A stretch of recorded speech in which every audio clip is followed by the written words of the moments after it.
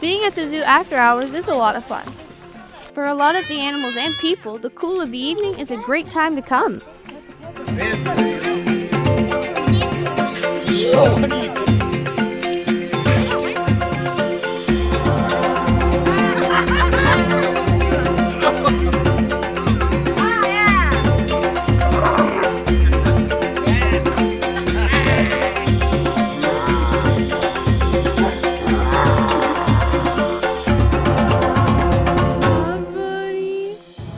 Of course, as usual, Tucker was a hit. And guess who had to do the Tucker feedings? Number one, first and foremost, on this deck, this is strictly for feeding only, not for petting. Where Tucker, he has a lot better access to swing his neck more freely. In the wild, giraffes fight with their neck. It started off calm enough.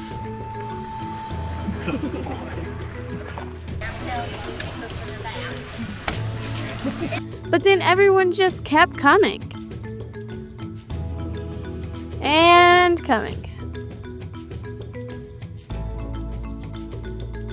Except Tucker. Come on, Tucker.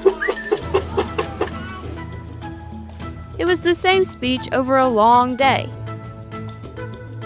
All right, folks, can everybody hear me okay?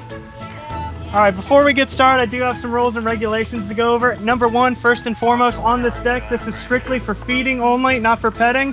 Where giraffes in the wild, they fight with their necks. He has the ability to crack human ribs, if not worse. However, on this side of the fence, you're more than welcome to pet him. So but you're not allowed to feed him because giraffes were on such a sensitive diet. Anything outside their diet could actually feed them.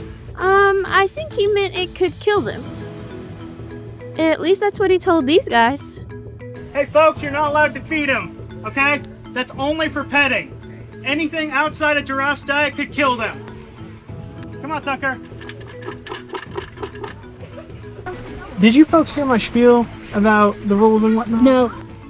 He's hoping they did, but of course they didn't. Okay, so before we begin, there are a few rules and regulations to go over. Number one, first and foremost, on this deck, this is strictly for feeding only, not for petting. Do watch out for hats, sunglasses, earrings, cyclops, because he will try and take it from you because he's a notorious thief. Sadly, I think the last little boy was just a touch scarred from what he learned about Tucker. Thank you. I did not know he could be. I did not know he could be. And that's how Tucker went from hero to villain in less than 60 seconds. Ba-bam!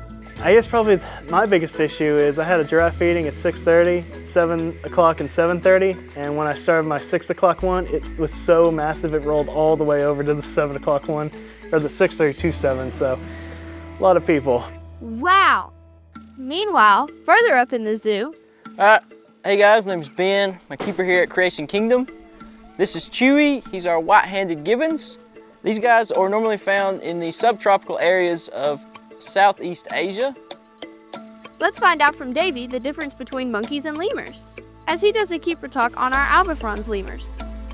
All right, folks, before I begin, first and foremost, I want to thank each and every one of you for coming out tonight. I'll be talking about the difference between lemurs and monkeys. The biggest difference between them, a lot of people don't know, is all lemurs have a wet nose on them. That's the biggest difference between lemurs, hello beautiful, and monkeys right there. Thanks, Davey. Okay, back to Ben. Gibbons, they're also monogamous. They don't like to live in humongous groups. They like to just live with their spouse and the kids they have. So they're very, very, I guess you would say, antisocial. True, although as you can see, Chewy doesn't mind accepting treats from people.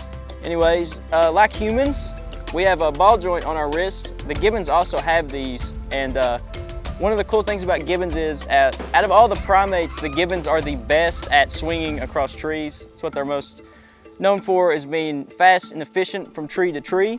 Lemurs have other talents. Now, another cool thing about lemurs is, did everybody see how absolutely long their tail is? That's used for one reason, and it's so it helps balance when leaping. These guys have a leaping range of about 20 feet, and this keeps them level as they're in the air. There you go, Chewy. I gotta keep him occupied or else he'll get mad if I don't give him fruit. So I gotta make sure I'm turning around and feeding him so he'll stay with me. Chewy is one of my second favorite animals here.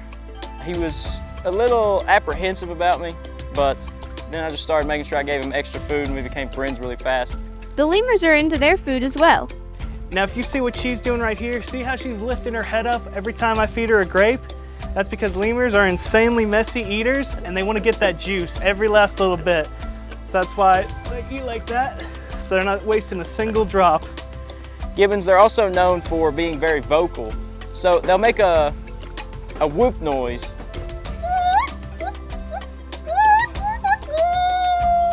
And they've got many different calls, but the whoop noise is a territorial call. So when he's making that noise, that's basically his way of saying, if there's any other gibbons in this area, we're gonna fight, because this is his area. He knows he's the king of this enclosure, so they mainly do it in the mornings, but he does it all day. You may have heard him earlier. He makes a simple whoop noise. One of the cooler things about gibbons as well is they have very, very wide range of vocalizations they can make. They're almost like opera singers. They can hit super low notes and super high notes. Yes, that's true. While lemurs aren't quite like opera singers, anyone who comes to the zoo knows that they have a lot of vocalizations. Now, if you guys listen carefully, does everybody hear those little piggy sounds that they're making? That's one of my favorite things about these Albifron lemurs. They're one of, if not the only lemur to make that kind of sound. Speaking of sounds, I assume everybody at one point at this evening heard the lemur scream like crazy. Now that right there, that's their security alarm. Lemurs, they have about 115 different species, and they all have their own unique language. But even more crazy, each lemur speaks the other one's language. So every lemur that heard, like let's say the black and whites when they call, every single other lemur in the zoo heard it and knew exactly what they were talking about. That's why sometimes if you hear one hollering, it's like a chain reaction and they all get set off. Now, can anybody tell me the noticeable differences that they have between the males and females? It's slight, but you might be able to tell. The difference is the males, they have a lot more of a red face. The females, like her, it's all brown. That's how you can tell the difference. Chewy is accompanied by his wife, Molly. Molly is dark and she hides a lot. She's not very social at all. Sometimes you'll see Molly, sometimes you won't. The thing with gibbons as well is when they do come down from the trees, gibbons have to run like this because they have terrible balance. If Chewy was to run like this, he would fall face first. So in order to keep balance so they can run from tree to tree on the ground, if they're ever on the ground, they have to run with both their hands up. So sometimes Molly will be in this corner, I'll be feeding there, and Molly looks creepy. I'm gonna be honest, Molly's the creepiest monkey I've ever seen. When you see like 7:30 in the morning, a monkey running at you like that, scares you a little bit. It took a little bit to get used to. Everybody looks scary at 7:30 in the morning. Let's meet the Albifrons Davey's talking about. So what I'm gonna do, I'm gonna introduce you guys. This one right here, this is Mama. Her name's Amber. And then this guy coming up behind her, his name's Aaron. I name him that because he has more red in the face. Quit, you're being greedy. And then this one coming up, it's our newest member of the family. Her name's August. She's a little sweetheart. Mama, you behave. There you go, good Amber. And then this one finally, oh, quit. This is Austin. Chewy, he's very well trained. He goes on his perch when he knows he's about to get snacks, but we're down here, so it's probably throwing him for a loop. But he just likes to hang out with his wife and any kids they have. They live in very, very small groups. They're very endangered because of the illegal animal trade.